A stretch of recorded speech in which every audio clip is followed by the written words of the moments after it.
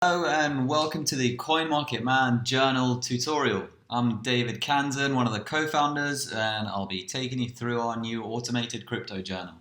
First thing we're going to do here is create our new journal. Just going to enter any name here you like. Call it my new journal. Create that. First thing I'm going to do is pull in one of my live trades. Now what we do here is we offer you a drop down with all the connected exchanges that you have. I've selected my active exchange with a position in it. As you can see here, the position turns up right over here. I've got my symbol, size, average entry, my current wallet balance, and my stop. I click on that, everything comes in imported over here. I've now got a majority of my fields filled in. All that's left to do at this point is to input a target. For this specific trade, I'm targeting 6,900 in this example. I'm going to go back to my journal, stick in my target of 6,900. My setup confidence, I'm feeling pretty good about this one. I think I'm going to give it a 4. I'm going to save that. And as you can see, my planned R has been automatically updated. My account risk has been automatically calculated. It's actually pretty high, but as this is one of my personal favorite setups, as I'll show you a bit later, I'm pretty confident risking that amount. I'm gonna now take a snapshot of my trading view chart, copy that, stick it into my journal, enter, save. I've got my preview that loads over here from my trading view chart. I've got a bunch of suggested tags here from a previous journal that I've got. As you add new tags, these will populate. The idea of tags is to basically identify the setup for your trade, and the idea is to group together all trades that you make in the future so that they fall under one tag for the sake of analysis later down the line. So in this example, this trade is a trend line break and my trigger was on the 30-minute chart. So I'm going to stick 30 minutes trend line break. And at this point, we're done with this trade. And this is how you auto add a trade into your journal. You can hover over these chart images over here just to get a preview of what the trade is. You can hover over your tags just for a quick preview over here. And that is how to import a trade. I'm going to show you my existing journal. You can have as many journals as you like. This is my pre-populated journal. These are all my previous journal entries. As I was just saying, you can hover over any of these, preview any of the charts associated with that trade, just for a reminder of where that was at. I've got a bunch of data that I've been gathering in here for the last couple of weeks as I've been populating this. You can see amongst my concluded trades, I've got a total of 48 trades. From that, I have a win rate of 37.5%, bringing me in a total R of 1.07 at the moment. So still doing just about all right. Split into longs and shorts. So I took 23 longs. I've taken 25 shorts. I've got a higher win rate with my shorts, so I'm actually doing a bit better with shorting at the moment, as opposed to my 34.78% win rate with longs. The next thing I can do at this point is go to my analysis section.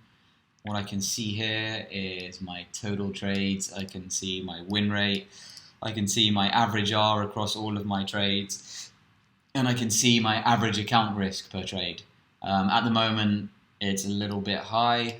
Usually I want to aim for about 2% or so across most of my trades. So I get a little warning sign over here just telling me that if I continue to risk an average of this account risk, I could lose more than 33.35% of my capital within 10 trades.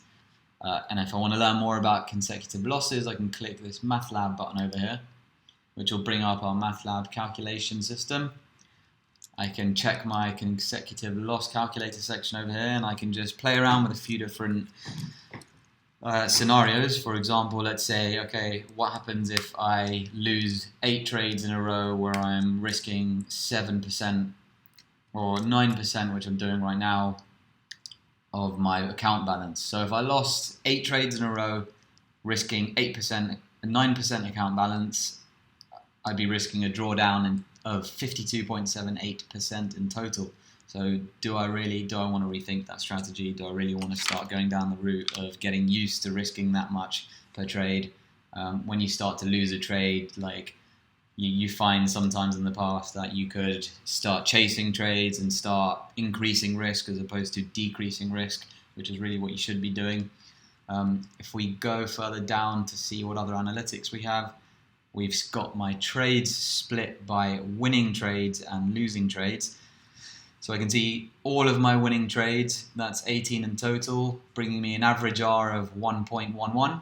My average account risk for each of these trades is 3.35, and my average gain is 4.19%, which is pretty decent. I can see that my shorts are far more profitable than my longs. I've got a much higher average R. I've got account risk is a little higher, but my average gain across all my shorts is much higher than my longs. You can see my longs are bringing me an average of 0.71, and my shorts are bringing me an average of 6.98. If I wanted to then go ahead and click show on my shorts, it will bring up all of my short winning trades, and I can just go ahead and review each one of those. I can see what the setups were like. I can see like what I did well in them and see what I can try to replicate in future trades. If we go back to the analysis, I can do that again with any of these. I can click show and it'll bring me up all my losing trades. For example, if we look at my losing trades, I can see my average loss is minus 2.25%. Shorts and longs are pretty equal in that. Again, if I want to look at all my losing short trades, I can just click show, and here are all my losing short trades to go ahead and have a deeper look into. Moving on to the tag report. Now, tags, as I mentioned earlier, all of these tags are associated with a number of trades. These tags are grouped by average account gain. So my compounded tag has brought me the highest gain. However, I only have 2 trades that I've used it for, compared to my FOMO tag, funnily enough, which has been used in 12 trades and bringing me an average account gain of 2.83%. So it actually turns out that FOMOing has worked quite well for me in the past. As you just saw, trendline break, which I mentioned earlier, is one of my favorite patterns. The reason I was risking 9% on that specific trade is because, as you can see, out of my 15 trades, which accounts for 31% of all my trades, which is one of the highest of all my tags, I think. Yeah, it is the highest of all my tags. My trendline break tag brings me an average account gain of 2.82%, which is one of the highest for one of the highest volume data sets as well. So again, I can check out any of these tags. I can let's click my trendline break tag as an example, and again, it'll bring up all my trades that include trendline break. So these are my tag previews over here, and I can see trendline break, etc. All these different trades that include my trendline break. Moving on the analysis. This is the trade duration report. These are all my trades segregated by trade duration. So we've got 6 segregations over here, all trades that are less than 2 hours long, all trades that are less than 5 hours, all trades that are less than 7 hours, and so on. And from this, I can learn that I have the highest win rate from all my trades that I hold greater than 13 hours. So 6 wins from all my trades that I hold greater than 13 hours. Generally, when I hold trades longer, I get a higher win rate. And as you can see from the other end, generally all my trades that are less than 2 hours long tend to fail me. I've got 20 losses against 5 wins. Basically, all of my flip-flop trades where I'm faffing about, I really need to cut that out. As soon as I cut that out, I can benefit, essentially. Hovering over any of these will bring you a nice little pop-up box explaining how many wins, how many losses, which were longs, which were shorts, etc. And last but not least, once again, if I just click on one of these, I will again bring up the trades associated with the box I just clicked in. So these are all my trades are the longer than 12 hours. As you can see here, the duration is all above, I think it was 13 hours, sorry. Once again, I can check through, preview all of my, as you can see there's another trendline break trade that served me well. And finally, this is the trade size report. It works in exactly the same way, and it's basically telling me what sizes work best for me. What sizes should I focus on? At the moment, I guess there's not that much data helping me in telling me which trade sizes bring me the most wins, as I've got 4, 4, 4, and 4. However, I can see that my smallest trade sizes are bringing me the most amount of losses, funnily enough. And then my second most losses are in my mid trade size, around 3,700.